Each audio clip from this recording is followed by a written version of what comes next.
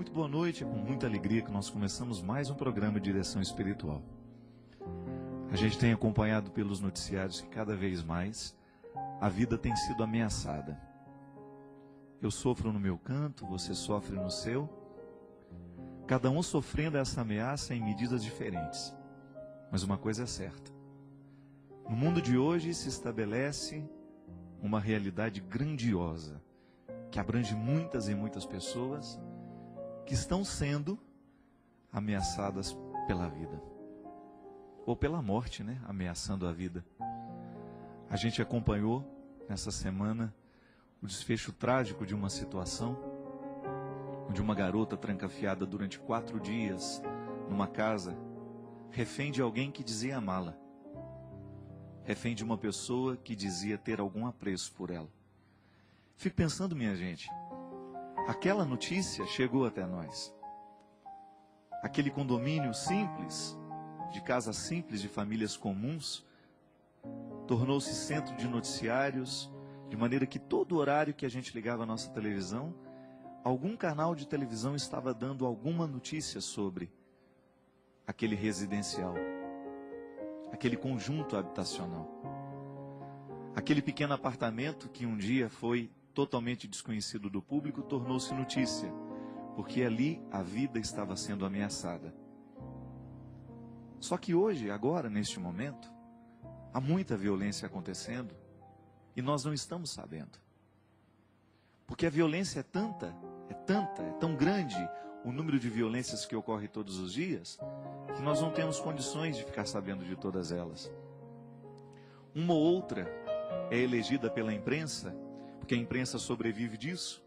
Ela precisa noticiar, ela precisa ter a audiência, e nada melhor do que ter uma tragédia sendo noticiada para que a audiência cresça.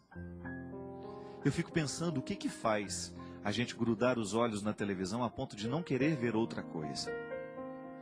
No domingo à noite, quando a gente saiu daqui, depois de um acampamento que me fez bem demais ao coração. Aliás, eu quero agradecer a todos vocês que vieram, que estiveram conosco, e aqueles que nos acompanharam em casa.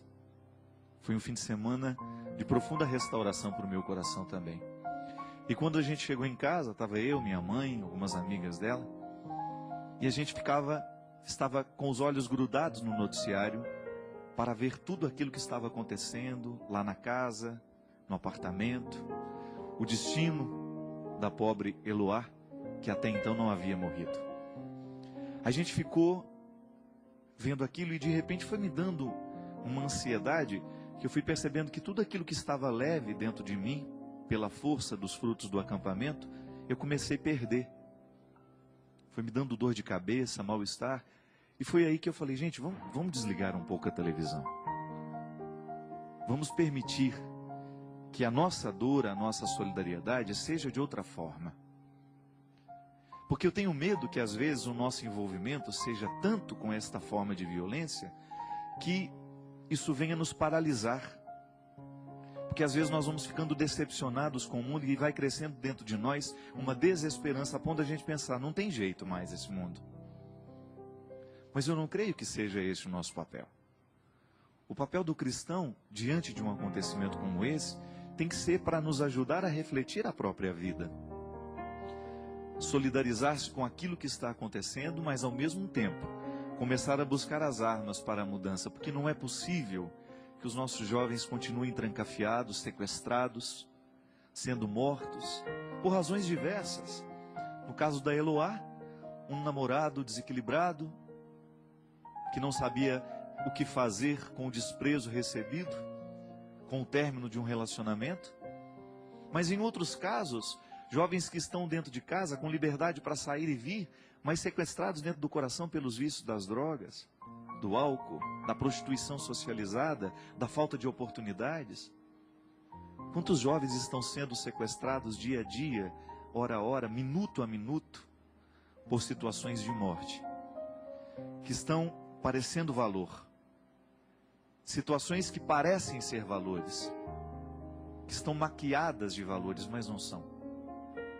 Alegrias temporárias que se instalam dentro do coração e que depois vão comendo por dentro. Assim como a osteoporose vai comendo lentamente aquele que a tem. a ponto de retirar a estrutura do corpo, porque os ossos vão sendo danificados. Sequestros de subjetividades acontecem assim, vão minando silenciosamente o nosso coração. E de repente a gente toma atitudes drásticas, terríveis, como o desse garoto. E acontecimentos terríveis vão sendo desencadeados por causa de escolhas estranhas que a gente fez ao longo da nossa vida. Então, diante de tanta notícia ruim, o que a gente precisa fazer? Buscar a dose de vida que hoje é possível. A gente ameniza o grande sofrimento do mundo quando nós cuidamos dos pequenos sofrimentos. Não adianta nada eu estar solidário com a família de Eloá se eu não sou capaz de estar sensível aos sofrimentos do que estão do meu lado. E mesmo porque a grande solidariedade só pode ser expressa à medida em que a solidariedade miúda foi exercida. Hoje, neste instante da vida, nós podemos fazer escolhas que façam bem ao mundo. Quem sabe, pensando um pouquinho sobre a nossa atitude, sobre o nosso jeito de viver, sobre aquilo que a gente está assistindo insistentemente, sobre aquilo que está fazendo ser importante dentro do nosso coração no dia de hoje. Há tanta morte que às vezes entra dentro do nosso coração, há tanto poder de morte que às vezes entra dentro de nós, nos sequestra, sequestra os outros, quando um pensamento ruim toma conta de nós, por exemplo, quando o pessimismo do mundo encontra lugar no nosso coração, quando ele vem se alojar dentro de nós. Aí a violência que aconteceu naquele apartamento acontece dentro de mim também, porque eu não estou imune.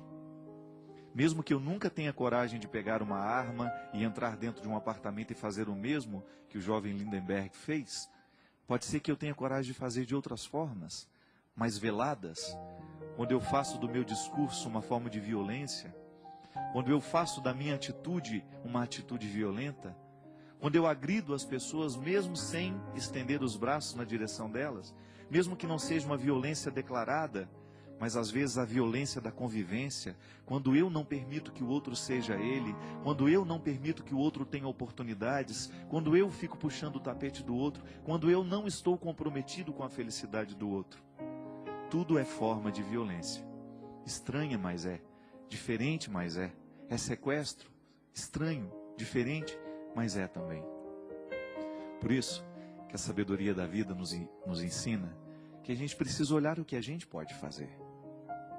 Diante de tantas atrocidades, diante de tantas coisas desagradáveis que hoje nos acontecem, que hoje acontecem na vida das pessoas, nós precisamos reagir.